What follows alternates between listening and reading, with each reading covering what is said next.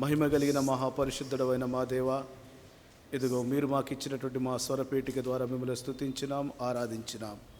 తండ్రి, ఈ ప్రశస్తమైన సమయంలో ఇదిగో మీరు మాతో మాట్లాడుచుండగా తండ్రి, మమ్మల్ని అందరినీ నీ వాక్యము కొరకు మమ్మల్ని సిద్ధపరచండి అయ్యా. ఇదిగో మా హృదయాలను తెప్పరిల్ల చేయండి. ఇదిగో ఏ హృదయములో ఏ మలినమున్న ప్రభువా, ఈ దినమున మీ వాక్కు ద్వారా శుద్ధి చేసుకొని ప్రభువా, మేము శుద్ధమైన జనాంగముగా కలగబడిన వారముగా బయటికి వెళ్ళటకు మీ కృప చూపమని నన్ను మమ్మల్ని అందరినీ మీ ఆధీనములో ఉంచుకోండి. మరి వాక్యమును నా ద్వారా మీరు బయలుపరచండి అయ్యా. ఎక్కడ కూడా నాకు ఘనత రావడానికి వీల్లేదయ్యా. నా ద్వారా మీరే మహిమ, ఘనత, ప్రభావాలు పొందుకోమని ఇదిగో ఈ సమయం అంతటిని మీ దయగల హస్తాలకు సమర్పించుకుంటూ యేసు నామములో అడిగి వేడుకుంటున్నాను తండ్రి, ఆమేన్. దయతో కూర్చుందాం.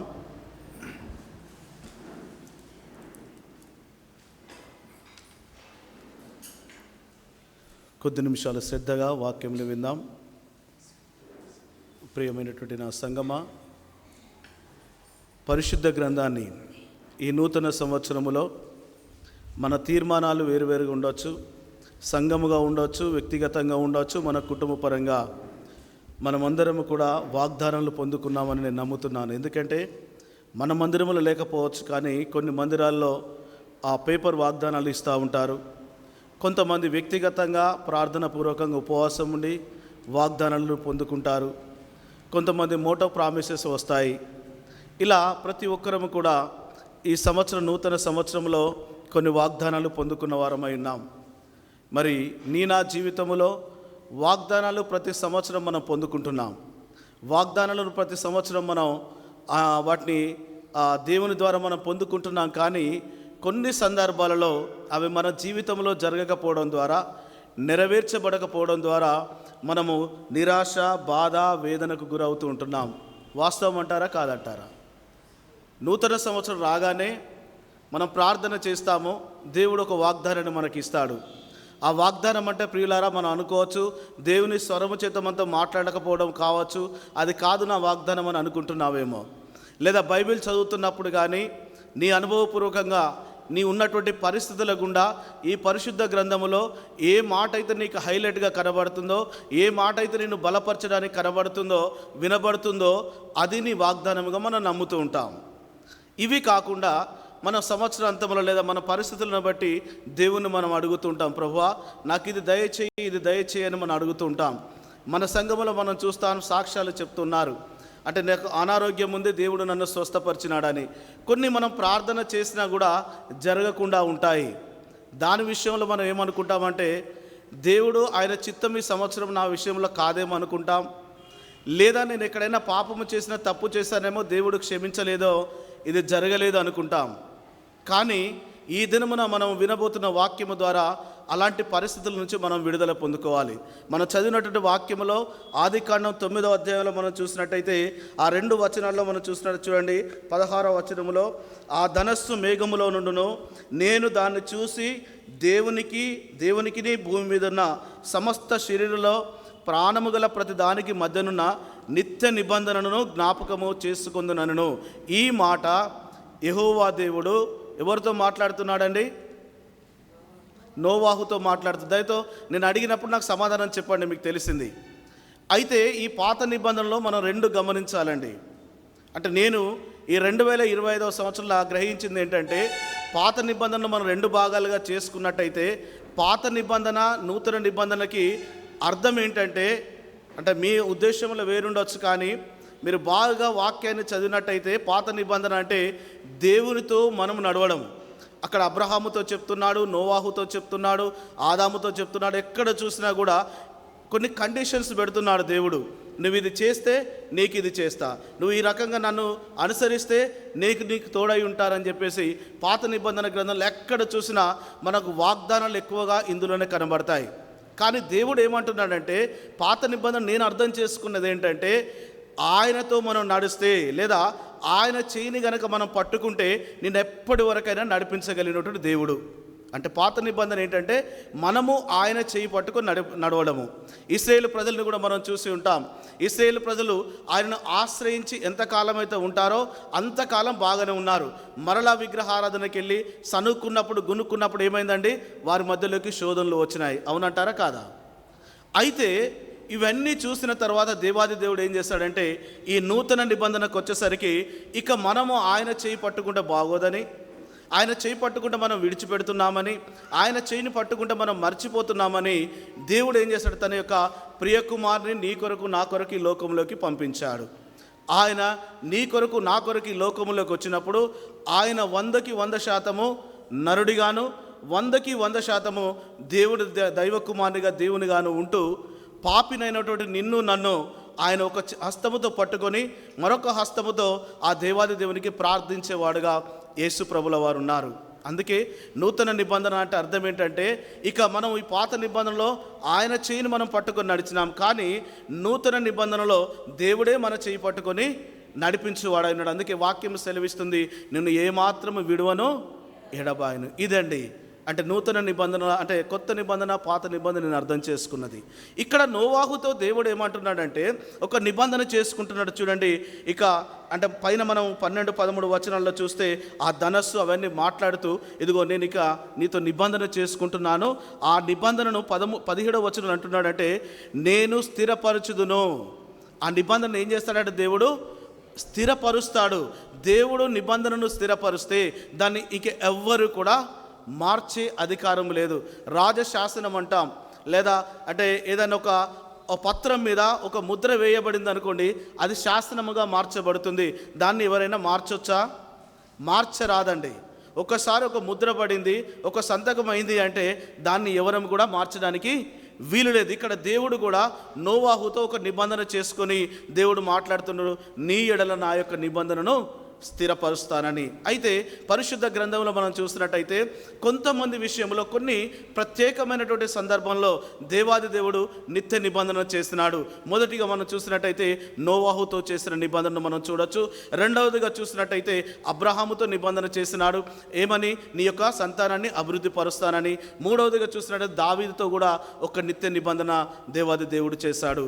అలాగే నూతన నిబంధన గ్రంథంలో పాపికి రక్షకునికి మధ్యలో ఒక నిబంధన జరిగింది. అనగా లోక మానవాళి కొరకు లోక రక్షకుని మధ్యలో ఒక నిబంధన జరిగిందండి. అయితే ఈ దినమున మనం మరి ఈ నిబంధనలో ఒక్క నిబంధన తీసుకుందాం. నిబంధన మనం వాగ్దానముగా తీసుకున్నట్టయితే ఆ వాగ్దానము ఎలా నెరవేర్చబడింది, ఆ వాగ్దానంలో నీకు నాకు ఉన్నటువంటి సందేహాలు ఏంటి, ఈ దినమున వాగ్దానము నా జీవితంలో నెరవేర్చబడకపోవడానికి దేవుడిచ్చిన వాగ్దానాన్ని మనం పొందుకొని కూడా దాని పక్షాన మనం ప్రార్థించినప్పటికీ కూడా అది నెరవేర్చబడలేదంటే లోపం ఎక్కడ ఉంది అనేది మనం ఈ దినము చూద్దాం.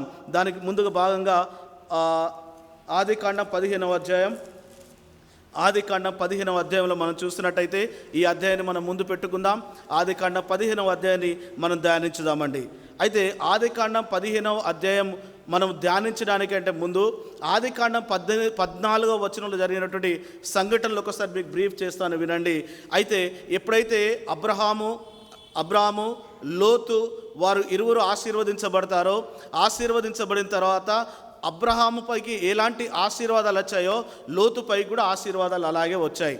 మనం సేవకులు లేదా మన గ్రంథాన్ని చదివినప్పుడు కానీ గొప్ప గొప్పవారు వాక్యం చెప్పినప్పుడు ఏమని చెప్తారంటే అబ్రహాము మీదకైతే ఏవైతే ఆశీర్వాదాలు వచ్చినాయో అబ్రహాము దగ్గర ఉన్నటువంటి అబ్రహామును ఆనుకుని ఉన్నటువంటి లోతు కూడా అబ్రహాము మీద ఉన్న ఆశీర్వాదాలు లోతుపైకి వచ్చాయి.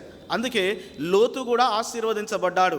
అయితే లోతుకి అబ్రహాముకి మధ్యలో విభేదాలు ఎక్కడ లేవు, కానీ లోతు యొక్క పనివారుల మధ్యలో అబ్రహాము యొక్క పనివారుల మధ్యలో ఆ స్థల విభేదాలు, ఆ పశువుల కాపర్ల మధ్యలో విభేదాలు వచ్చిన తర్వాత అబ్రహాము లోతు వారు విడిపోతారు. విడిపోయిన తర్వాత కొన్ని సంవత్సరాలు లేదా కొన్ని రోజుల తర్వాత ఏమవుతుందంటే శత్రు దేశాలు ఆ లోతు యుద్ధకు వచ్చి ఆ లోతు ఉన్నటువంటి ప్రదేశాన్ని స్వతంత్రించుకొని యుద్ధము చేసి అక్కడున్న ఆస్తిని కొల్లగొట్టుకొని తీసుకొని వెళతారు. తీసుకొని వెళ్ళిన తర్వాత ఆ విషయము అబ్రాహాముకు తెలుస్తుంది. అబ్రాహాముకు తెలిసిన 14వ వచనంలో మనం చూస్తే 14వ అధ్యాయంలో చూస్తే అబ్రాహాముకు తెలిసిన తర్వాత అబ్రహాము 318 మందిని తీసుకొని వెళ్ళి ఆ శత్రు దేశాల మీదకి యుద్ధం చేసి ఆ శత్రువులను సంహరించి అక్కడ ఉన్నటువంటి ఆస్తిని అంతటిని కూడా తీసుకొని వచ్చి ఏం చేస్తారంటే లోతు ఆ ఉన్నటువంటి ప్రదేశంలో ఆ ఆస్తినంతా కూడా ఆ రాజులకు ఇవ్వడం జరుగుతుందండి. అదంతా 14వ అధ్యాయంలో మనం చూసిన తర్వాత ఇప్పుడు అబ్రహాము ఏమనుకుంటామంటే యుద్ధ వీరుడిగా మనం భావించవచ్చు. ఎందుకంటే ఆ రాజ్యాలను స్థాపించిన రాజుల యుద్ధకు వెళ్ళి, ఆ రాజ్యాలను స్థిరపరిచిన రాజుల యుద్ధకు వెళ్ళి యుద్ధము చేసి అక్కడ కొల్లగొట్టబడినటువంటి సొమ్మంతా కూడా తీసుకొని వచ్చి ఇక్కడ ఏం చేశాడు, వీరికి మళ్ళా పంచిపెట్టాడు.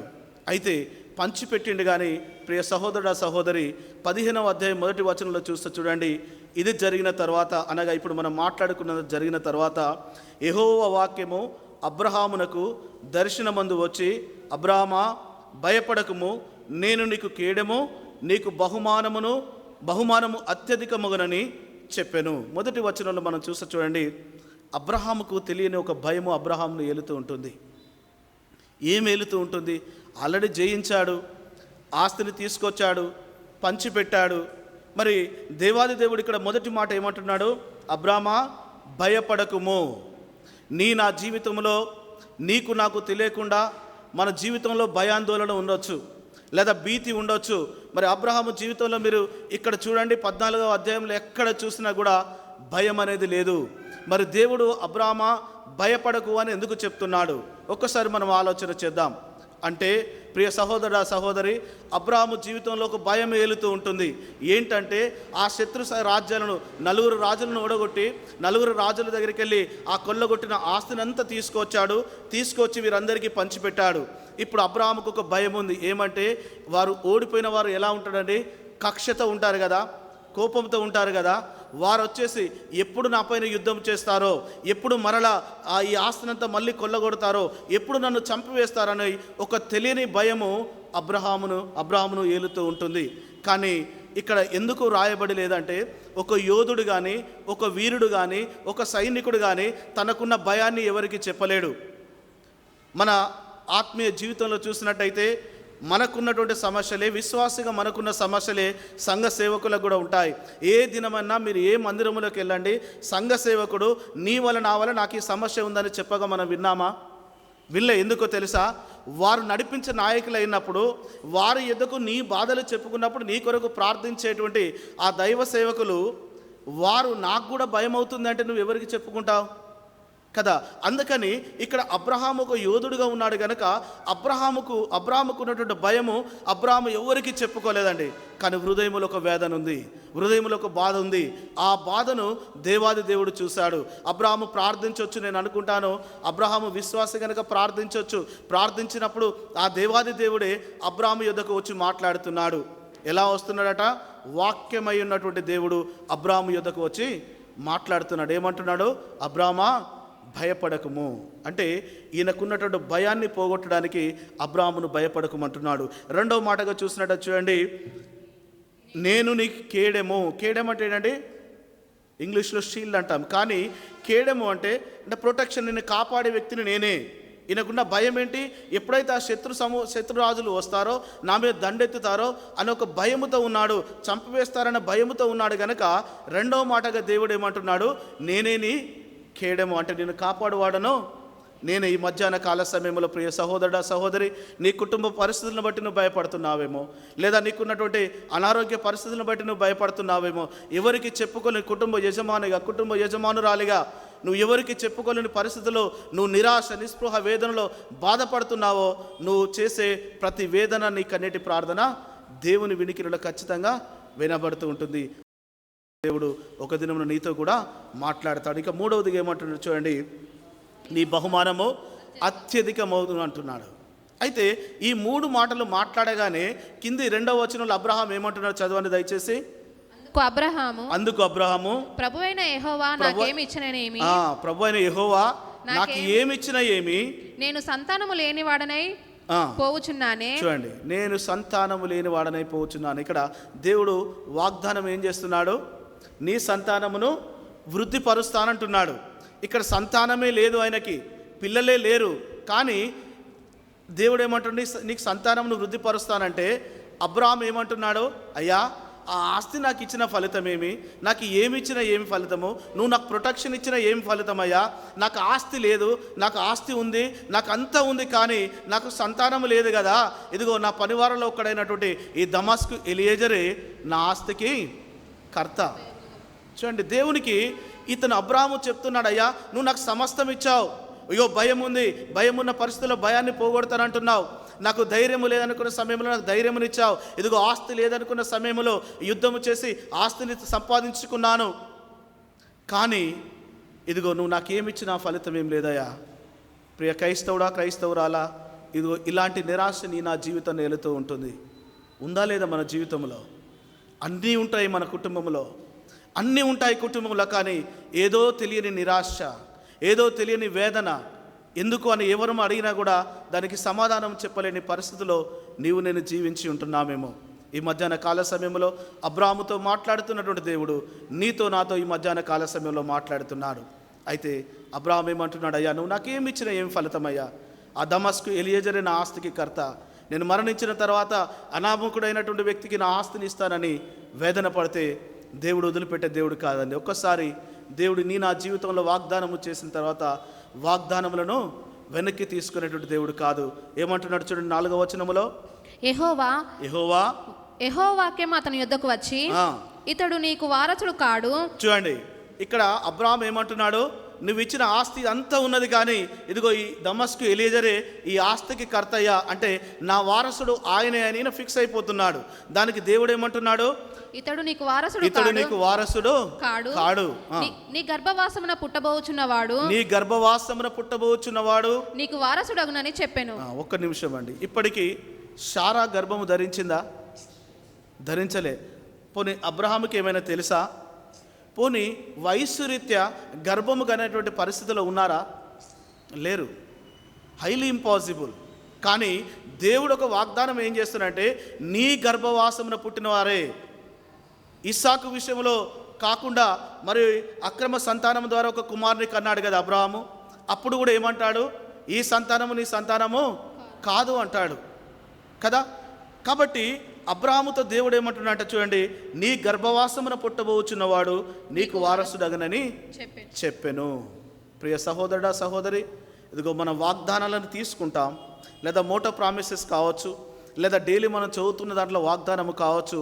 ఇలాంటి వాగ్దానములను మనం పొందుకున్న తర్వాత ఆ వాగ్దానాలను మనం మలిచి మన బైబిల్లో పెట్టుకోవడము, మన ఇంట్లో పెట్టుకోవడం, పెట్టేసుకొని దాదాపుగా నేను అనుకుంటాను ఇప్పుడు వాగ్దానాలు మీ అందరికి గుర్తున్నాయండి. నూతన సంవత్సరం నేను వాగ్దానం చేసుకున్నామా మనం దేవునితో? అది గుర్తుంటుంది, కానీ దేవుడు ఏ వాగ్దానం మనకు చేశాడో అది మర్చిపోతాం మనం. ఎందుకు అంటే ఆ వాగ్దానం పట్ల మనకు విశ్వాసం లేదు, ఆ వాగ్దానం పట్ల మనకు నమ్మకం లేదు, ఆ వాగ్దానాన్ని మనం ఎత్తిపట్టి ప్రార్థించే స్థితిలో లేకుండా ఉంటున్నాం. అది ఎందుకు జరుగుతుందో మనం తర్వాత చూడొచ్చండి. ఇక్కడ అబ్రహాము ఆ మాటలు మాట్లాడగానే దేవునికి ఒక కోపం వస్తుందండి. కోపం వచ్చేసి అబ్రహామును తన ఇంటి నుంచి బయటికి లాక్కొని వచ్చి ఏం చేస్తారంటే ఆకాశాన్ని చూడమంటాడు. ఆకాశం చూడమన్నప్పుడు ఏం కనబడుతున్నాయండి? నక్షత్రం.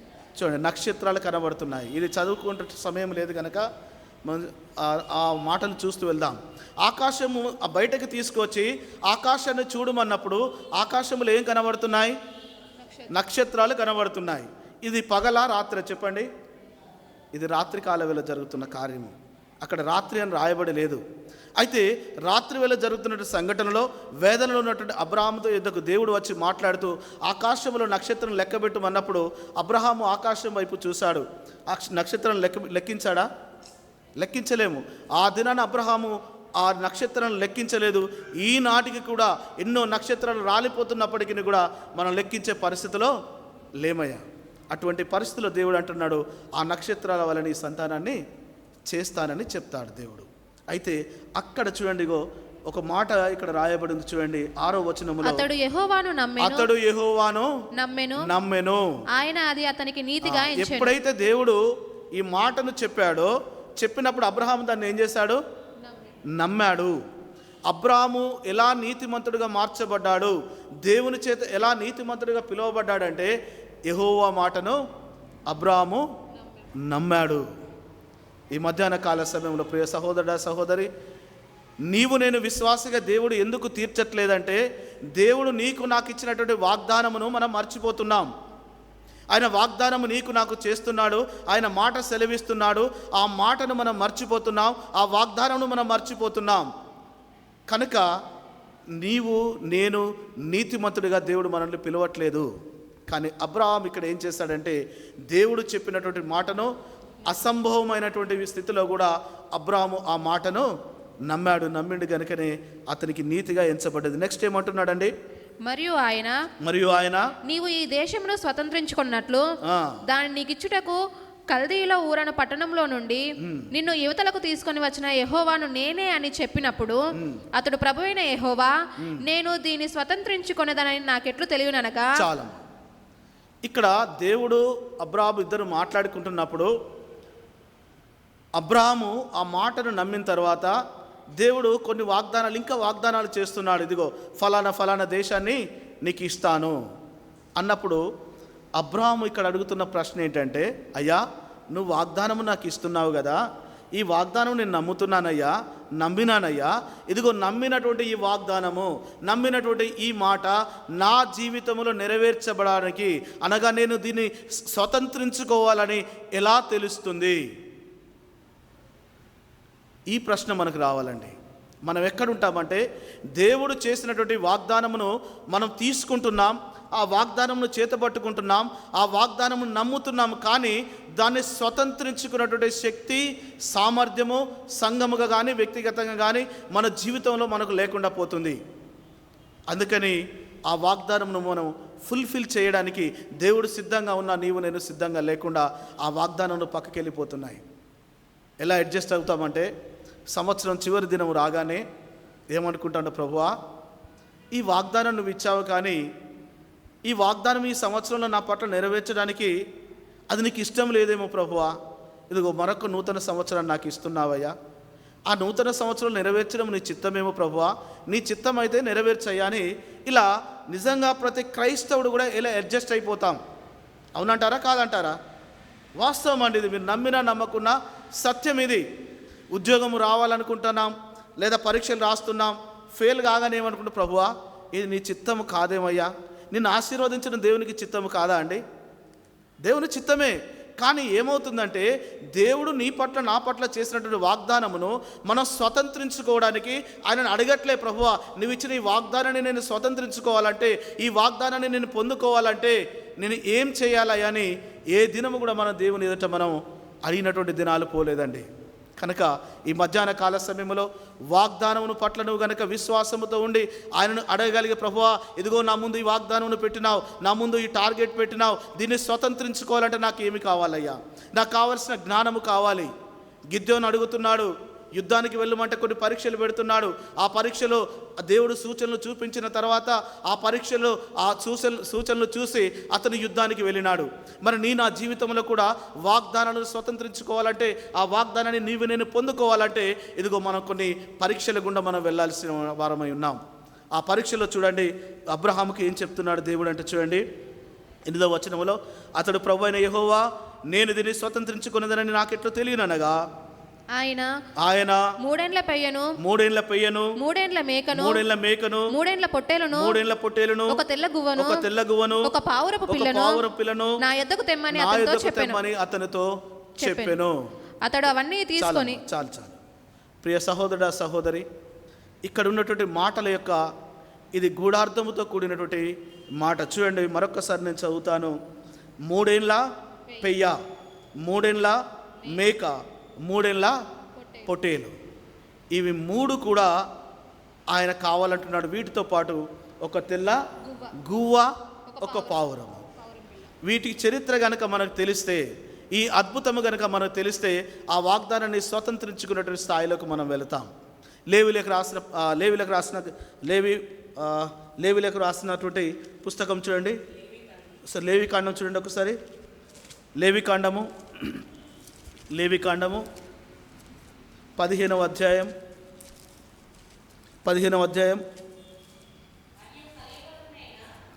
ఎక్కడ సిస్టర్? 15 చూడండి ఒకసారి. యాజకుడు వాటిలో ఒక దానిని పాప పరిహారార్థ బలిగాను ఒక దానిని దహన బలిగాను అర్పింపవలెను. పై వచనం చదవండి 14. 8వ నాడు 2 తెల్ల గువ్వలనైనను 2 తెల్ల గువ్వలు జ్ఞాపకం చేసుకోండి. 2 తెల్ల గువ్వలు 2 పావురపు పిల్లలనైనను 2 పావురపు పిల్లలు తీసుకొని ప్రత్యక్షపు గుడారం యొక్క ద్వారము యొద్దకు వచ్చి యెహోవా సన్నిధిని వాటిని యాజకునికి అప్పగించవలెను. ఇంకా యాజకుడు వాటిలో ఒక దానిని పాప పరిహారార్థ బలిగాను ఒక దానిని దహన బలిగాను అర్పించవలెను. చూడండి చాలమ్మా, ఇక్కడ చూడండి, ఇక్కడ 3 ఏళ్ల పెయ్య, 3 ఏళ్ల మేక, 3 ఏళ్ల పొట్టేలుతో పాటు ఇక్కడ వయస్సు లేనటువంటి తెల్ల గువ్వ, తెల్ల పావురం అని రాసి ఉంది. అయితే ఈ తెల్ల గువ్వ, తెల్ల పావురాన్ని ఎందుకు దేవుడు కోరాడంటే, మానవ జీవితంలో ఇక్కడ లేవి కాండములో రాయబడి ఉంది, పాప పరిహారార్థ బలి అర్పించాలి. పాప పరిహారార్థ బలికి ఒక పావురమును ఒక తెల్ల గువ్వను బలిగా యాజకునికి ఇచ్చినప్పుడు యాజకుడు మన నిమిత్తమై పాప పరిహారార్థ నిమిత్తమై వాటిని బలిగా అర్పిస్తాడు. కనుక పాప పరిహారార్థ బలి ఏంటంటే, చరిత్రలో మనం చూసినట్టయితే మన జన్మత చేసినటువంటి పాపము, అంటే మన జన్మించడంలో ఉన్నటువంటి ఆ పాపమును పరిహరించడానికి తెల్ల పావురము కావాలి. ఇంకోటి ఏం కావాలి? తెల్ల గువ్వ కావాలి. అందుకే వాటికి వయస్సు లేనటువంటి 2 పక్షులను తెమ్మన్నాడు. వాటితో పాటు 3 ఏంటి అండి? 3 ఏళ్ల మేకను, 3 ఏళ్ల పెయ్యను, 3 ఏళ్ల ఇంకోటి ఏంటి? పొటేలు. ఈ 3 కావాలి. మరి వీటి అర్థం కూడా చూద్దాం. లేవి కాండము 5వ అధ్యాయం, లేవి కాండం 5వ అధ్యాయం 19వ వచనం. త్వరగా లేవి కాండం 5వ అధ్యాయం 19వ వచనం. అది అపరాధ పరిహారార్థ బలి. అతడు యెహోవాకు విరోధముగా అపరాధము చేసినది వాస్తవం. యెహోవాకు విరోధముగా అపరాధము చేసినప్పుడు అపరాధార్థ పరిహార బలి అర్పించాలి. యెహోవాకు విరోధంగా ఎప్పుడు పాపము చేస్తాము? జన్మించక ముందు చేస్తామా? జన్మించిన తర్వాత చేస్తామా? అర్థం కాలే. జన్మించిన తర్వాతనే కదా. మరి డౌట్ ఎందుకు? అపరాధ పరిహారార్థ బలి. ఆ అపరాధ పరిహారార్థ బలికి ఏమేం కావాలంటున్నాడు అక్కడ చూడండి. కావున 8వ వచనం చదవండి, 18వ వచనం. సారీ. కావున నీవు ఏర్పరిచిన వెల చొప్పున మందలో నుండి నిర్దోషమైనటువంటి పొట్టేలు అపరాధ పరిహారార్థ బలిగా అతడు యాజకుని యొద్దకు తీసుకొని రావాలను. అయితే ఇక్కడ ఒక్కటే అంటున్నాడు. అయితే ఈ ఆది కాండములో 3 ఎందుకు అన్నాడంటే, 3 అనేది గుర్తుపెట్టుకోండి, త్రిత్వానికి గుర్తు. తండ్రి, కుమార, పరిశుద్ధాత్మలకు గుర్తు. ఇది తండ్రి, కుమార, పరిశుద్ధాత్మలకు గుర్తు గనక ఈ 3 తీసుకురమ్మన్నాడు. ఇప్పుడు అర్థమైనాయి కదా ఎందుకు ఏవేవి తీసుకురావాలో.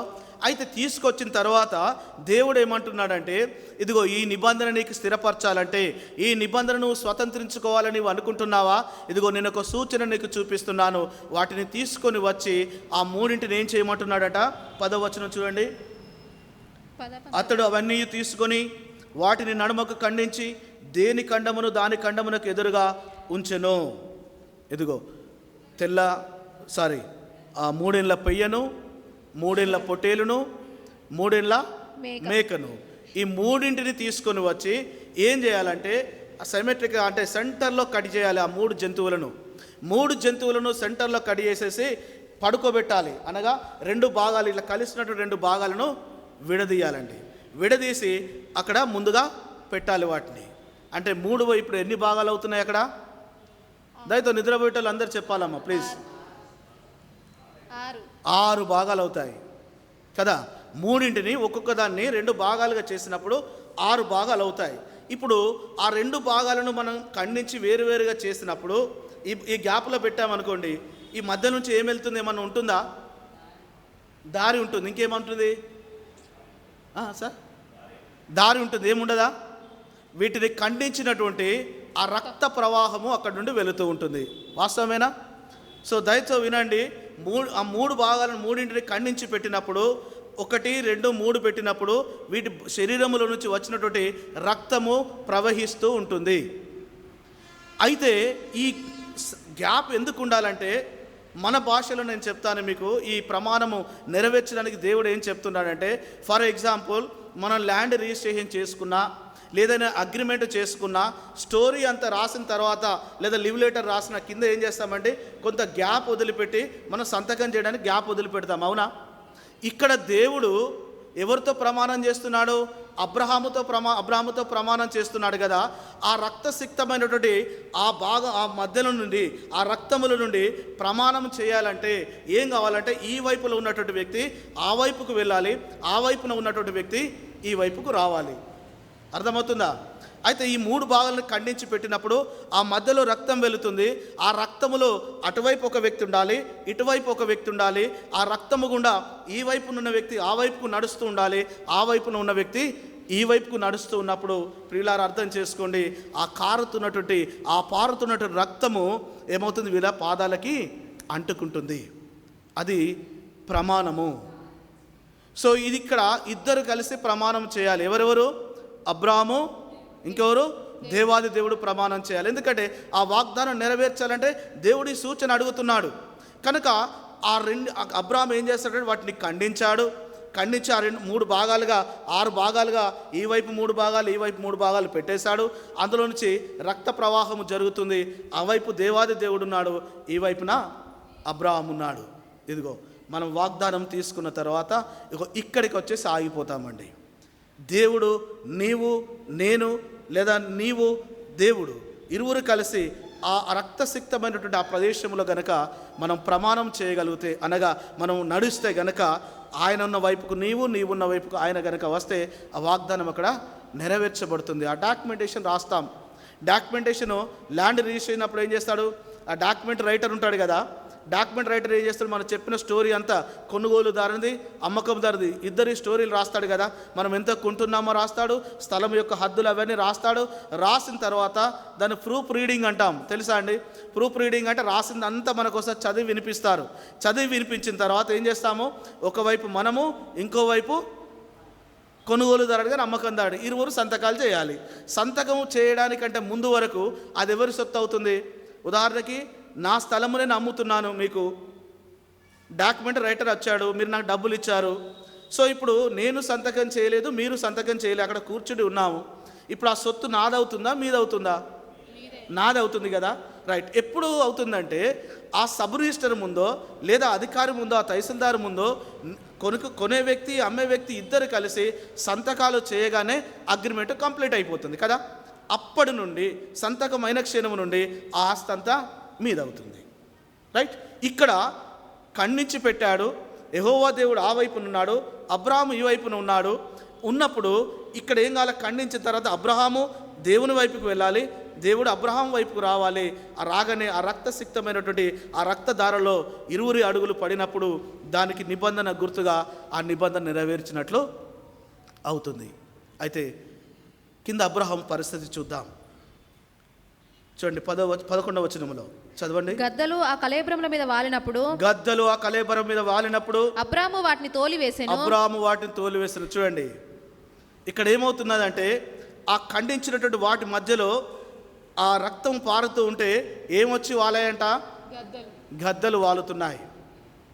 గద్దలు దేనికి సాదృశ్యం అంటే మత్తయి సువార్తలో చూద్దాం. ఒకసారి మత్తయి సువార్త తీయండి.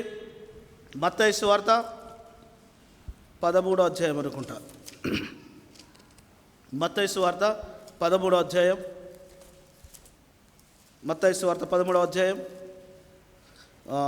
4వ వచనం చూడండి.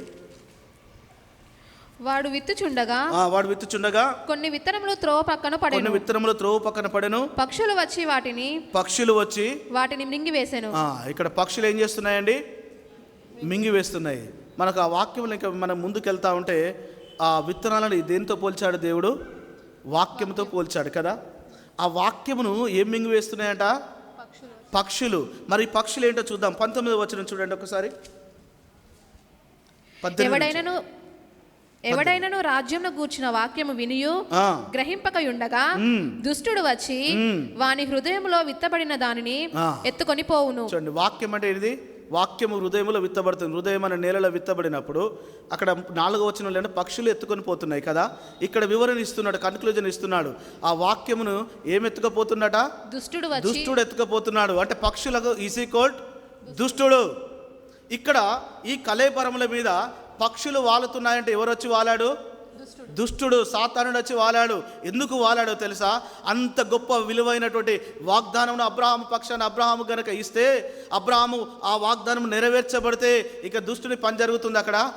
జరగదు. గనక దేవునికి అబ్రహాముకు మధ్యలో జరుగుతున్నటువంటి ఈ నిబంధన నెరవేరొద్దని, ఈ నిబంధన వల్ల అంటే చెడిపోవాలని, ఇది నాశనము కావాలని పక్షులు వచ్చి అక్కడ ఏం చేస్తున్నాయి? వాలుతున్నాయండి. అయితే అబ్రహాం ఏం చేయాలి ఇప్పుడు? ఏది వచ్చినా ఏది వాలినా ఆయన ఆ రక్తసిక్తమైనటువంటి ప్రదేశం నుంచి నడవాలి. కానీ అబ్రహాం ఏం చేస్తున్నాడు? కింద చదవండి.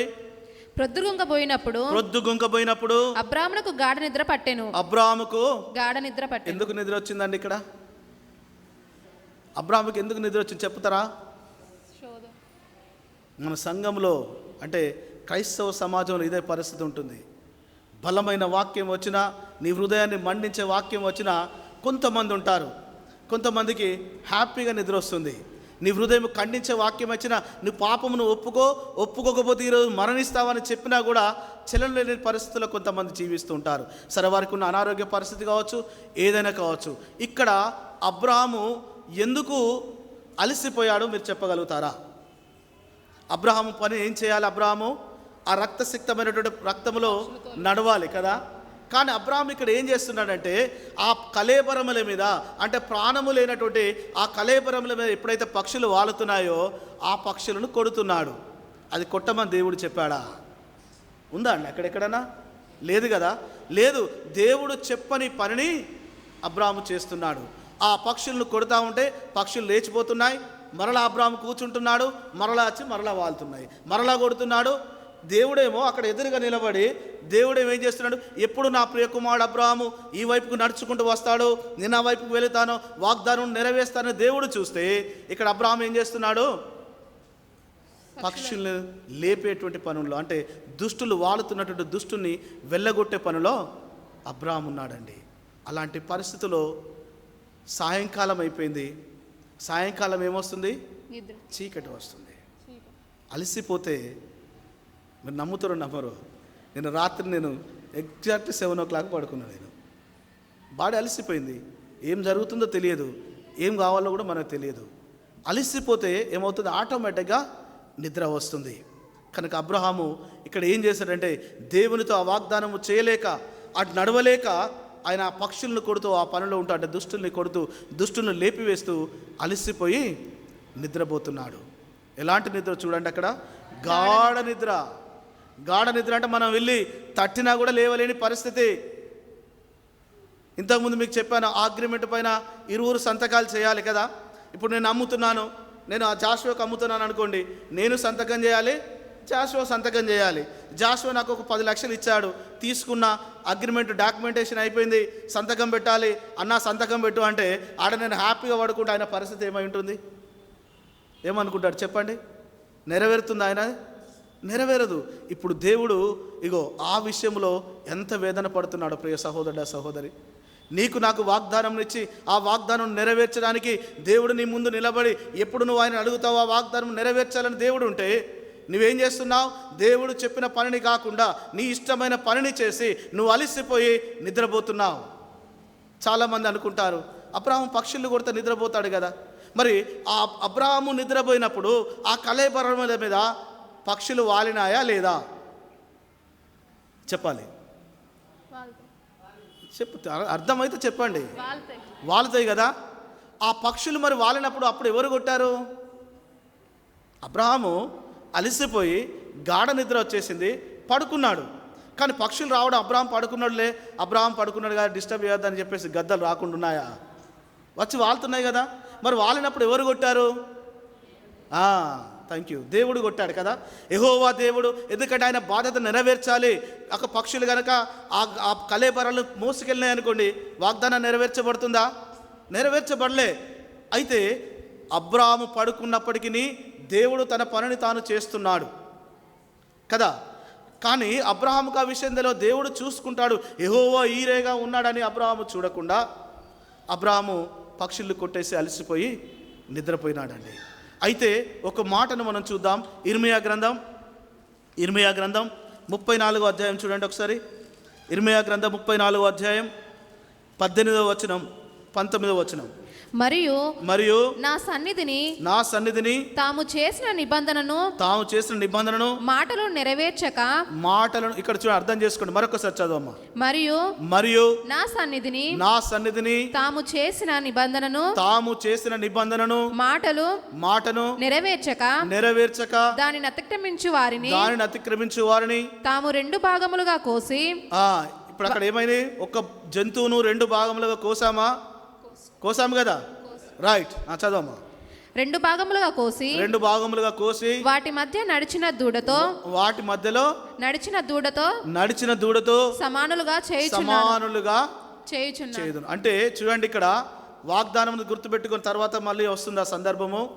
ఎవరైతే అందులో నుంచి నడిచిన తర్వాత, అబ్రాహాం పడుకొని ఉన్నాడు, అందులో నడిచిన తర్వాత ఆ అగ్రిమెంట్ని కనుక తప్పిపోయినా, ఆ నిబంధన నుంచి మనం పక్కకెళ్ళినా, ఆ నిబంధన నెరవేర్చకున్నా, ఎందుకు అందులో నుంచి నడవాలి అంటే, ఇదిగో ఇప్పుడు నాకు జాషువాకు అని చెప్పాను నేను, దేవునికి అబ్రహాముకు మధ్యలో జరుగుతున్న నిబంధనలో ఏ ఒక్కరు తప్పిపోయినా ఆ జంతువుల గతి ఏమైందండి?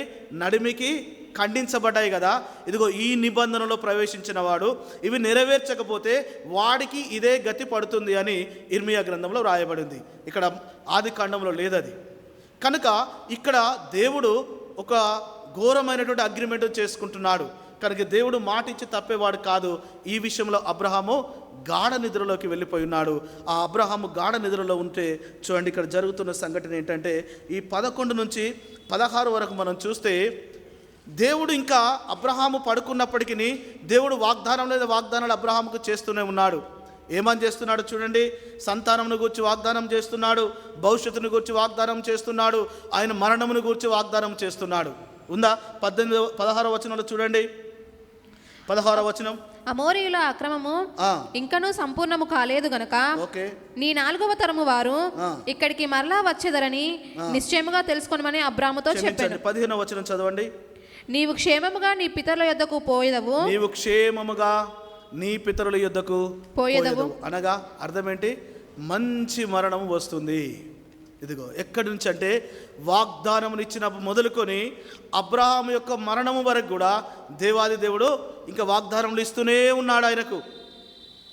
కానీ అబ్రహాము పరిస్థితి ఏంటిది?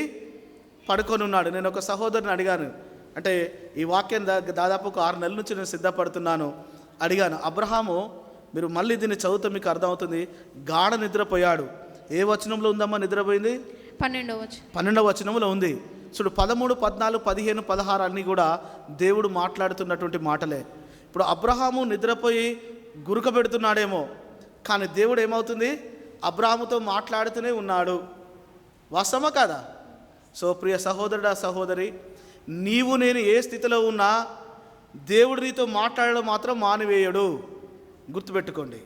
నువ్వు అగాధ లోయలో ఉన్న దావీదు అంటాడు, నేను ఆకాశములకు ఎక్కను, అక్కడ నీవున్నావు. ఇంకెక్కడికి వెళ్తున్నట? నేను అగాధములోకి వెళ్ళినను, అక్కడ నువ్వు నన్ను చూస్తున్నావు. ఇక్కడ అబ్రహాము పడుకున్నప్పటికీ దేవుడు వాగ్దానాలు ఏమని ఇస్తున్నాడు? ఆ సంతాన విషయంలో, ఆ ఐగుప్తు నుంచి విడుదల విషయంలో, మరలా ఐగుప్తుకు వచ్చే విషయంలో, అబ్రహాము యొక్క మరణ విషయంలో కూడా అన్నిటినీ వాగ్దానము చేస్తున్నాడు. అయితే ఇక్కడ పరీక్ష ఏంటంటే చూడండి, 17వ వచనంలో, మరియు ప్రొద్దుగుంకి కటిక చీకటి పడినప్పుడు. రాజు చిన్న పోయి వాగ్దానంలోకి వద్దాం. చీకటి అయిపోయింది, అబ్రహాము గాఢ నిద్రలో ఉన్నాడు, యెహోవా దేవుడు ఆ ముందు వైపు నిలబడి ఉన్నాడు. ఇక్కడ ఏం జరుగుతుంది? చీకటి పడినప్పుడు రాజు చిన్న పొయ్యు అగ్ని జ్వాలయును కనబడి ఆ కండముల మధ్య నడిచిపోయిను. ఇక్కడ ఈ ప్రమాణము, ఈ నిబంధన ఆగిపోయిందా అండి? ఆగిపోలే. మరొక్కసారి చూడండి. కటిక చీకటి పడినప్పుడు రాజుచున్న పొయ్యు అగ్ని జ్వాలయును కనబడి కండముల మధ్య నడిచిపోయిను. ఆ కన్నిచ్చినటువంటి ఆ కండములు ఆ రక్తసిక్తమై పారుతున్నట్టు ఆ ఏరుల మధ్యలో ఆ వైపున యెహోవా దేవుడు ఉన్నాడు, ఈ వైపున అబ్రహాము నిద్రపోతున్నాడు. ఇప్పుడు ఆలోచన చేద్దాం. అబ్రహాము ప్లేస్లో ఆ వైపుకు వెళ్ళేవారు ఎవరున్నారు అక్కడ? ఎవరన్నారు అక్కడ? ఎవరు లేరండి. ఒకవేళ ఎవరైనా ఉండి ప్రమాణం చేద్దామనుకుంటే ఇర్మియా గ్రంథంలో రాయబడి ఉంది, ఒకవేళ ఆ నిబంధనను గనక అమలు పరచకపోతే ఏమవుతుంది? వీటికి పట్టిన గతే వారికి కూడా పడుతుంది. ఇప్పుడు ఎవరైనా అబ్రహాము ప్లేస్లోకి వచ్చి ఆ ప్రమాణం చేసేవారు ఉంటారా? ఇది ఎలా ఉంటుందంటే, ఒక వ్యక్తి జైలుకి వెళ్ళాడు, జామీన్ అంటే షూరిటీ కదా, జామీన్ మీద బయటికి వస్తాడు, బెయిల్ మీద బయటికి వస్తాడు.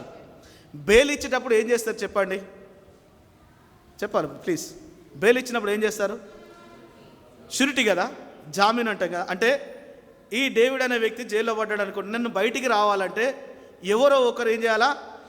ఈయనను వదిలిపెట్టడానికి నాకు అభ్యంతరం లేదు, ఈయనకి ఏమైనా జరిగితే దాని పూర్తి పూచికత్తు నాది, అంతే కదా. అప్పిచ్చినప్పుడు కూడా మనం అగ్రిమెంట్లో రాస్తాం, షూరిటీ సంతకం అంటాం. అంటే ఈ వ్యక్తి కనుక నాకు అప్పు కట్టకపోతే ఇదిగో నీది బాధ్యత అంటే ఆయన అంటాడయ్యా ఆయన పూర్తి బాధ్యత నాది అని తీసుకుంటారు. మరి ఇక్కడ అబ్రహాము ప్లేస్లో ఎవరు బాధ్యత వహించాలి? ఇది మనకు రహస్యం అండి. ఇక్కడ ఉన్నది ఎవరున్నారు? ఇక్కడ అబ్రహాం ప్లేస్లో యేసయ్య ఉన్నాడు. ఎలా చెప్పగలుగుతాం? చూడండి ఇక్కడ చూద్దాం, వీటి అర్థాలు చూస్తే మనకు అర్థమవుతాయి. కానీ ఇక్కడ మర్మంగా రాయబడి ఉంది అంటే రెండు, ఒకటి రాజుచున్న పొయ్యి, రెండవది అగ్నిజ్వాల. ఈ రెండు ఆ ఖండముల మధ్యలో నడుస్తూ వెళుతున్నాయి. రాజుచున్న పొయ్యి అంటే ఏదో చూద్దాం ఒక్కసారి. చూడండి, రాజుచున్న పొయ్యికి అర్థం ఏంటంటే, చూడండి, రాజుచున్న పొయ్యి అంటే పెద్దవాళ్ళకి తెలుసు. కట్టెల పొయ్యి ఉంటుంది కదా, కట్టెల పొయ్యి పెట్టినప్పుడు ఏమేమి ఉంటాయి అందులో చెప్పండి? కట్టెలు ఉంటాయి, నిప్పు ఉంటుంది కదా, నిప్పు రవ్వలు ఉంటాయి. అదే రీతిగా మంట ఉంటుంది. ఆ మంట మీద ఏముంటుందండి? పొగ ఉంటుంది. అది ఇట్లా రెడ్ కలర్లో వస్తాయి కదా, ఆ స్మోక్ లాగా వస్తుంది. అంటే నిప్పు ఉంది అక్కడ. ఆ పొయ్యికి అర్థం ఏంటంటే, ఆ పొయ్యిలో నిప్పు ఉంది, మంట ఉంది, మంట పైన పొగ ఉంది. ఏంటండి? 3 కదా. ఈ 3 త్రిత్వానికి గుర్తు. మరలా తండ్రి, కుమార, పరిశుద్ధాత్మకు గుర్తు. దానికి ఎవిడెన్స్ నేను చూపిస్తాను, చదవడానికి సమయం లేదు కనుక. మోషే దేవుని అడుగుతాడు ఒక దినమున, అయ్యా నేను నిన్ను చూడాలనుకుంటున్నాను అయ్యా అంటాడు కదా నిర్గమకాండంలో. అప్పుడు యెహోవా దేవుడు ఏమంటాడు? మోషే నన్ను చూస్తే నువ్వు బ్రతకవు అంటాడు. కాబట్టి మరలా ఏమంటాడు? అయ్యా నీ మహిమను చూస్తా, నేను ఖచ్చితంగా నేను చూడాలి అంటే నన్ను చూడలేవు కానీ నా మహిమను చూడు అని చెప్పేసి ఒక బండ సందులో దాక్కోబెట్టి యెహోవా దేవుడు నడుస్తూ వెళుతా అంటే ఆయన వెనుక భాగంలో చూస్తూ ఉంటాడు. అక్కడ వివరించబడి ఉంది ఎలాంటి పరిస్థితులు అంటే, ఆయనను చూసినటువంటి మోషే, ఆ వీపు భాగమును చూసినటువంటి మోషే ఏమవుతాడు? పడిపోతాడు కదా. సో దానికి గుర్తు, ఆ మహిమకు గుర్తు అక్కడ మహిమ అని రాసి ఉంటుంది. ఆ మహిమ అంటే ఏంటంటే తండ్రి అయినటువంటి దేవుడు. తండ్రి అయిన దేవునికి గుర్తు ఏంటిది? మహిమ దేంట్లో వస్తుందంటే అగ్ని, నిప్పు, మంట, పొగ, ఈ 3. అంటే ఇక్కడ చూడండి, ఆ నడిచేటువంటి ఒక వ్యక్తి ఎవరని తెలుస్తుంది మనకు? రాజుచున్న పొయ్యి అంటే యెహోవా దేవుడు, తండ్రి అయినటువంటి దేవుడు ఒక వైపున వెళుతున్నాడు. మరి రెండో వైపున అబ్రహాం ప్లేస్లో ఎవరు వెళ్తున్నారంటే అగ్నిజ్వాల ప్రమాణం చేయడానికి వెళ్తూ ఉంటుంది. ఈ అగ్నిజ్వాలకు గుర్తు సహోదరులు చెప్పారు, ఇందులో కూడా కొంతమంది చెప్పారు, అది యేసుక్రీస్తుకు సాదృశ్యం అండి. ఎలా అంటే దేవుడు నూతన నిబంధన అంటాడు, నేనే మార్గము, సత్యము, జీవమునై ఉన్నాను. ఇక రెండవదిగా చూద్దాం, నేను లోకమునకు వెలుగై ఉన్నాను. సో ఈ అగ్నిజ్వాలను మనం ఇంగ్లీష్ వర్డ్స్లో చూస్తే బర్నింగ్ ల్యాంప్ అని ఉంటుంది, అంటే టార్చ్ లైట్. సో దేవుడు ఎవరు? టార్చ్ లైట్ వెలిగించేవాడు. ఆయనే మార్గము, ఆయనే సత్యము, ఆయనే జీవము. చూడండి, అబ్రహాము ప్లేస్లో ఎవరు వచ్చారు ఇక్కడికి? చెప్పాలి, యేసుక్రీస్తు వచ్చారు. అంటే ఆ వైపున యెహోవా దేవుడు ఉన్నాడు, ఈ వైపున అగ్నిజ్వాలగా యేసుక్రీస్తు వారు ఉన్నారు. అంటే యేసుక్రీస్తు ఇప్పుడు ఏం చేయాలా? యెహోవా దేవుని యొక్క ప్లేస్లోకి వెళ్ళాలి. యెహోవా దేవుని ప్లేస్లో యెహోవా ఎక్కడికి రావాలి? యేసుక్రీస్తు ప్లేస్లోకి రావాలి. ప్రియ సహోదరుడా, సహోదరి, నువ్వు నేను అనుకుంటున్నామేమో, మరి నీకున్నటువంటి పరిస్థితిలో నా సమస్యల నుంచి బయటికి తీసుకురావడానికి ఎవరున్నారు, నా సమస్యల నుంచి బయటపడడానికి ఏం చేయాలని నువ్వు సతమతం అవుతున్నావేమో, వేదన పడుతున్నావేమో, బాధపడుతున్నావేమో, నీ కొరకు జామీన్ ఇవ్వడానికి, నీ కొరకు షూరిటీ ఇవ్వడానికి, నీ పాపములు తొలగించుకోవడానికి ఎవరున్నారని నువ్వు వేదన పడుతున్నావేమో. కానీ నీ కొరకు నా కొరకు 2024 సంవత్సరాల క్రితమే ఆ దేవాది దేవుడైనటువంటి వ్యక్తి, తండ్రి అయినటువంటి దేవుడు తన కుమారుడైనటువంటి క్రీస్తును నీ కొరకు నా కొరకు ఈ లోకంలోకి పంపించి మన ప్రతి పాప భారాన్ని మోయడానికి ఆయనకు శక్తినిచ్చాడు. అందుకే దేవుడు అంటున్నాడు, లోక పాపమును మోసుకొని పోతున్న సమస్త జనులారా నా యొద్దకు రండి. మనకేమిస్తాడంట? విశ్రాంతిని ఇస్తాడు. నువ్వు వేదనతో ఉన్నావా, బాధతో ఉన్నావా, నువ్వు కష్టంలో ఉన్నావా, నువ్వు నష్టంలో ఉన్నావా, ఆయన యొద్దకు వస్తే నీకు విశ్రాంతి. ఇప్పుడు అబ్రహాము స్థానంలోకి ఎవరు వచ్చారు? యేసుక్రీస్తు వచ్చారు. ఇప్పుడు ఒకవేళ అబ్రహాము సంతానము గనక, లేదా అబ్రహాము తరతరాల సంతానము ఎక్కడ కూడా ఆ నిబంధనను వమ్ము చేశారనుకోండి, ఆ నిబంధన నుంచి పక్కకు తొలగారనుకోండి, ఇప్పుడు శిక్ష ఎవరిపైన పడాలి? అబ్రహాం మీదనా? ఎవరి మీద పడాలా? మరొకసారి చెప్తాను, మరి చెప్పాలమ్మా, యేసు ప్రభు మీద పడుతుంది కదా. అందుకే ఆయన నిన్ను నన్ను తన ప్రియ కుమారుడిగా కుమార్తెగా చేసుకున్నాడు. అందుకే ఆయన శిలువ పైన వేలాడుతూ ఏమంటున్నాడు? ఇగో ఇంతలా నిన్ను ప్రేమిస్తానంటే ఒక భక్తుడు అంటాడు, అయ్యా ఏముందని నన్ను ఎందుకు ప్రేమిస్తున్నావు, ఎంత ప్రేమిస్తున్నావా అంటే ఆయన ఆ శిలువలో కొట్టబడిన ఆ మేకులపై ఉండి ఇదిగో ఇంతలా నిన్ను ప్రేమిస్తున్నాను అంటే. కొంతమంది ఆ శిలువ దర్శనాన్ని చూసి దేవుడు నీ కొరకు నా కొరకు చేతులు చాపినాడు అనుకుంటాం, కానీ దేవుడు ఏం చేస్తున్నాడో తెలుసా? అనంతమైనటువంటి ప్రేమను, ఏంటంటే నా ప్రాణమును పెట్టినంతగా నేను ప్రేమిస్తున్నాను. నీకు అబ్రహాము స్థానమును దేవాది దేవుడు తీసుకున్నాడండి. ఇదిగో ఈ నిబంధన నెరవేరగానే 18వ వచనంలో చూడండి, ఆ దినమంది యెహోవా ఐగుప్తు నదిని మొదలుకొని గొప్ప నది అయిన యూఫ్రటీస్ నది వరకు ఈ దేశమును, అనగా కెనీయులను, కరజీలను, కరద్మోనీయులను, హిత్మీయులను, పెరిజ్జీయులను, రెఫాయిములను, అమోరీయులను, కనానీయులను, గిర్గాషీయులను, యెబూషీయులను నీ సంతానమునకు ఇచ్చి ఉన్నానని అబ్రాహాముతో. అప్పుడు అబ్రాహామును లేపాడండి. అబ్రాహాము పడుకుంటే అబ్రాహాము ప్లేస్లో యేసు ప్రభువు వెళ్ళాడు, నిబంధనను నెరవేర్చాడు, అగ్రిమెంట్ మీద ఇద్దరు సంతకం చేశారు. అప్పుడు యెహోవా దేవుడు ఏమంటున్నాడు? అబ్రాహామా, ఇదిగో నీ పక్షాన ఈ నిబంధన నెరవేర్చబడింది. నెరవేర్చబడిన నిబంధన ఏంటి? ఇదిగో ఈ దినముతో ఇది నీకు ఇచ్చి ఉన్నానని చెప్తున్నాడు. అంటే వాగ్దానం ఏం చేస్తాడండి? దేవుడు అబ్రాహాముకి ఇచ్చి ఉన్నాడు. మరి ప్రియులారా, ఇదిగో వాగ్దానాన్ని పొందుకోవాలంటే ఇది మనం చేయాలి. మరి అబ్రహాం జీవితంలో ఒక 3 మాటలు చెప్పి నేను ముగిస్తాను. 12వ అధ్యాయం 1వ వచనం చూద్దాం. యెహోవా నీవు లేచి నీ దేశం నుండి. చూడండి, ఇక్కడ దేవుడు వాగ్దానము నెరవేర్చడానికి ఒక 3 సిస్టమేటిక్ సిద్ధాంతాలను పెట్టాడండి. 3 సార్లు నీతో మాట్లాడతాడు. చదవమ్మా. యెహోవా నీవు లేచి నీ దేశము నుండి నీ బంధువుల యొద్ద నుండి నీ తండ్రి ఇంటి నుండి బయలుదేరి నేను నీకు చూపించు దేశమునకు వెళ్ళుము. మొదటి మాట ఏమంటున్నాడు అబ్రాహాముతో? ముందుగా 12వ అధ్యాయంలో నేను నీకు చూపించే దేశానికి వెళ్ళు. ఏం చేశాడు అబ్రాహాము? వెళ్ళాడా లేదా? వాగ్దానం నీకు ఇయ్యడానికి నేను నీకు ఇస్తాను అని చెప్తాడు దేవుడు. ఇక్కడ అబ్రహామును కూడా చూపించే దేశానికి వెళ్ళు, నేను ఏదైతే నీకు చూపిస్తానో దేవుడు నెరవేర్చడానికంటే ముందు నీకు చూపిస్తాడు. రెండవదిగా చూసినట్టయితే ఆదికాండం 13వ అధ్యాయం 15వ వచనం. ఎందుకనగా నీవు చూచుచున్న ఈ దేశమంతటిని నీకును నీ సంతానమునకు సదాకాలము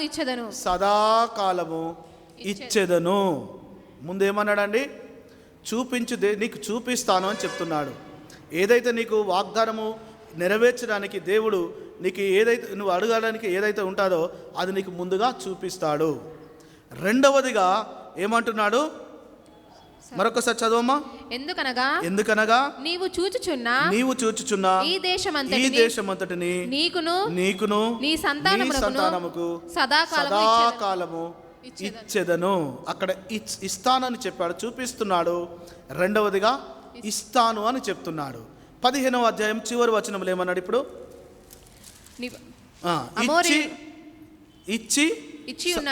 సంతానమునకు ఇచ్చి ఉన్నాను. అందరూ చెప్పండి, ఇచ్చి ఉన్నాను అంటే దట్ ఇస్ ఫినిష్డ్. చూపించాడు, ఇస్తానన్నాడు, ఇచ్చి ఉన్నాడు. కనుక నా జీవితంలో కూడా మరి 2025 సంవత్సరంలో వాగ్దానం ఏవైతే నీకు దేవుడు ఇచ్చాడా? ఇచ్చిన వాగ్దానము నీకు నెరవేర్స్తానని చెప్పినట్టే కదా. దాన్ని పట్టుకొని నువ్వు గనక ప్రార్థన చేస్తే నీ మరల ఒక్కసారి దేవుడు వాగ్దానం చేస్తాడు ఇస్తానని. ఇదిగో ఇచ్చి ఉన్నానని అబ్రహాముతో నెరవేర్చినటువంటి దేవుడు నా జీవితంలో కూడా ఇట్టి వాగ్దానం నెరవేర్చడానికి మనం సిద్ధంగా ఉండాలి. ఈ వాగ్దానాలు మనం పొందుకుంటున్నాం, వాటిని పట్టుకుంటున్నాం, విశ్వసిస్తున్నాం, కానీ వాటిని స్వతంత్రించుకోలేక ఇదిగో అబ్రహాము వలె మనం నిరాశ నిస్పృహలోకి వెళ్ళి మనం నిరసించిపోతున్నామండి. అందుకని ఆ వాగ్దానాలు మన జీవితంలో నెరవేర్చబడడం లేదు. కనుక ఈ మధ్యాహ్న కాల సమయంలో ప్రియ సహోదరుడా సహోదరి, ఇగో దేవుడు అది ఎలా ఇచ్చాడంటే నీకు నాకు ప్రమాణపూర్వకంగా ఇచ్చాడు. ప్రమాణం చేశాడా? మనం కూడా ప్రమాణం చేస్తాం. అదొక మాట చూసి ముగించుకుందాం. హెబ్రీలకు రాసిన పత్రిక చివరిగా ఈ మాటను చూసి మనం ముగించుకుందాం. హెబ్రీలకు రాసిన పత్రిక 6వ అధ్యాయం 16 నుండి చదువుకుందాం. మనుషులు తమ కంటే గొప్పవాని తోడు అని ప్రమాణము చేతురు. చాలమ్మా. మనుషులు ఏం చేస్తారట? ప్రమాణం చేసినప్పుడు మనకంటే గొప్ప వాటి మీద ప్రమాణం చేస్తాం కదా. జనరల్గా మనందరికీ ప్రమాణం చేస్తాం. ఏమని ప్రమాణం చేస్తాం తెలుసా? అమ్మతోడు అంటారు కదా, అంటారా? అమ్మతోడు, తల్లితోడు అంటాం. ఎందుకు? మనకంటే తల్లి గొప్పది కనుక వాళ్ళ మీద ప్రమాణం చేస్తాం. ఒకవేళ ఆ ప్రమాణం నెరవేర్చబడకపోతే ఏమవుతుందని అర్థం చెప్పండి, చెప్పాలి. ఇప్పుడు తల్లి మీద మనం ప్రమాణం చేశాము, ఆ ప్రమాణం ఆ మాట కనుక మనం నెరవేర్చకపోతే, లేదా భాస్కర్ సార్తో నేను అనుకుంటా, అమ్మతోడు సార్ నీకు ఫలాంటి డేటుకు డబ్బులు ఇస్తాను అన్నాం అనుకో, ఆ డేటుకు డబ్బులు ఇవ్వకపోతే ఏమవుద్ది? లోకంలో ఉన్న సామెత చెప్పండి, చనిపోతుంది కదా. అంటే ఎప్పుడు కూడా మనం ప్రమాణం చేసినప్పుడు మనకంటే గొప్పదాని మీద ప్రమాణం చేస్తాం కదా. మన క్రైస్తవులకు ఒక ఆచారం ఉంటుంది, అంటే ఇప్పుడు ఉందో లేదో కానీ ఎక్కడికైనా వెళితే కోర్టులో ఉంటుంది, భగవద్గీత మీద ప్రమాణం చేసి చెప్తున్నాను. మన వాళ్ళు కూడా ఇప్పుడు కోపం వస్తే బైబిల్ మీద ప్రమాణం చేయమని చెప్తారు. ఎందుకు? ఇది మనకు విలువైనది కనుక. ఇక్కడ వాక్యములు ఏమంటుంది చూడండి, మనుషులు తమ కంటే గొప్పవాని తోడని ప్రమాణం చేస్తారు. మరి అక్కడ దేవుడు ఎవరి మీద ప్రమాణం చేసి ఇచ్చాడు? మనుషులు ఉన్నారా? మరి దేవుని కంటే యేసు ప్రభు కంటే గొప్పవారు ఎవరున్నారు? ఎవరు లేరు కదా. చదువుదాం, కిందికి వద్దాం. ప్రతి వివాదములోని వివాదాంశమును పరిష్కారము చేయబడిన ప్రమాణమే. ఈ విధముగా దేవుడు తన సంకల్పము నిశ్చలమైనదని, ఆ వాగ్దానము తన వారసులైన వారికి మరి నిశ్చయముగా కనపరచవలనని ఉద్దేశించిన వాడై తాను అబద్ధమాడజాలని నిశ్చలమైన 2 సంగతులను బట్టి మొదట ఉంచబడిన నిరీక్షణను చేపట్టుటకు శరణాగతులమైన మనకు బలమైన ధైర్యము కలిగినట్లు ప్రమాణము చేసి వాగ్దానమును దృఢపరచెను. ఇది ఎవరి మీద దేవుడు ప్రమాణం చేశాడు చెప్తారా? ఆయన కంటే గొప్పవాడు ఎవరున్నారండి? ఉన్నారా? దేవుని కంటే గొప్పవాడు ఎవరు అన్నారా? కాబట్టి దేవుడు తన మీద తానే ప్రమాణం చేసుకుంటున్నాడు. ఇగో నిశ్చయముగా నా మీద ఒట్టు నేను నీకు ఇది నెరవేరుస్తాను. కాబట్టి దేవుడి వాగ్దానం నమ్మితే గనక ఇక ఏ మనుషుని నమ్మకుండా ఆయన వాగ్దానాన్ని నమ్మి గనక విశ్వసించి గనక నువ్వు జీవిస్తే నువ్వు వాగ్దానమును పొందుకొని ఒక స్థిరమైన వ్యక్తిగా ఈ 2025 సంవత్సరంలో నువ్వు జీవించాలని దేవుడు ఆశపడుతున్నాడు. ఈ కొద్ది వాక్యం దేవుడు దీవించునుగాక. ఆమెన్. ప్రార్థన చేసుకుందామండి, ప్రార్థన చేసుకుందాం. మరి వాగ్దానమును చేతపట్టుకున్న వారమై వాగ్దానమును ఎత్తి పట్టుకొని నా జీవితంలో గొప్పవారముగా ఉండుటకు ఇదిగో వాగ్దానములు ఇంతవరకు మరి నువ్వేం పొందుకున్నావో ఒక్కసారి నీ హృదయమును పరిశీలన చేసుకో. ప్రియ సహోదరుడా సహోదరి, ఇదిగో మాటలు ఈ చెవిన విని ఆ చెవి నుండి వెళ్ళిపోతే అది వ్యర్థమైనవి. ఆయన సన్నిధిలో నువ్వు ఉన్నావు. ఇప్పుడు ప్రమాణం చేసుకో, ఒక తీర్మానం చేసుకో. దేవా, నువ్వు నాతో మాట్లాడడానికి ఇదిగో నేను ఒక తీర్మానం చేసుకుంటున్నానయ్యా. ఈ 2025 సంవత్సరములో ఇదిగో నువ్వు నా ఎదుట ఉన్నావు ప్రభువా. నా వాగ్దానం నిష్ఫలము కావద్దయ్యా. నా వాగ్దానం నెరవేర్చబడాలంటే ఇదిగో నేను నీతో ప్రమాణం చేయాలి, నువ్వు నాతో ప్రమాణం చేయాలి అని నీ మనస్సులో ఒకసారి ప్రార్థించుకో. నువ్వు ప్రార్థించుకుంటే ఆయన ప్రార్థన వినేటువంటి దేవుడు, నన్ను ముందుకు నడిపించేటువంటి దేవుడుగా ఆ దేవుడు ఉన్నాడు. ప్రార్థించుకుందాం. ఏర్పరచబడిన వారు ప్రార్థించాలి.